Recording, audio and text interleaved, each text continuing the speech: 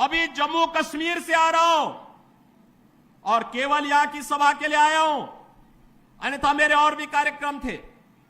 मैंने कहा नहीं, मैं जाऊंगा सरधला में, मैं इस बार जरूर जाऊंगा, 24 में मैं जरूर जाऊंगा। और बहनों भाइयों, मैं इसीलिए आया हूं आपसे कहने के लिए, जो लोग गुमराह कर रहे हैं उनके गुमराह में आने की आवश्यकता नहीं। ये लोग कभी नहीं आएंगे। फिर जाति के सौदागर उपयोग करेंगे, बाद में सौदेबाजी करके गायब हो जाएंगे। हमें किसी भी ऐसे व्यक्ति के बहकावे में नहीं आना है जिससे हमारा राष्ट्र धर्म खतरे में आए।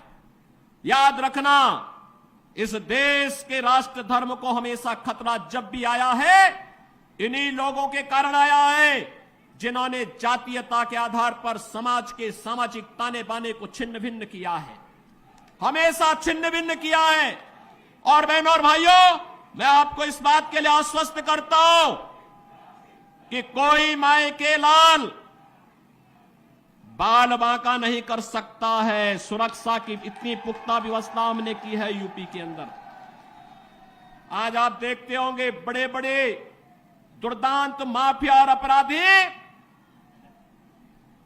किस कदर उनकी दुर्गति हो रही है। आप देख रहे होंगे, जिनके नाम से ही लोग कर्फ्यू जैसा माहौल होता था, आज उनकी दुर्गति क्या है, हर व्यक्ति देख रहा है। इन माफिया और अपराधियों की स्थिति क्या है, आप रोज सोशल मीडिया के प्लेटफॉर्म को उठा करके देखते होंगे।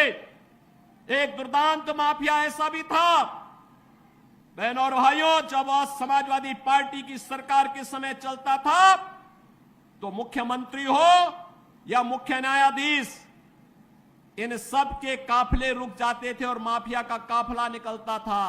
और जब हमने कार्रवाई की उस माफिया के खिलाफ और उसको रगड़ करके कोर्ट के सामने प्रस्तुत किया तो उसकी पैंट गीली हो गई थी, उसकी पैंट गीली हो गई थी।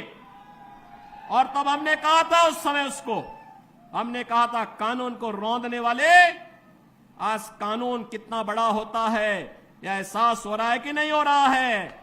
और निर्दोष लोगों को मारोगे तो मिट्टी भी नहीं मिल पाएगी।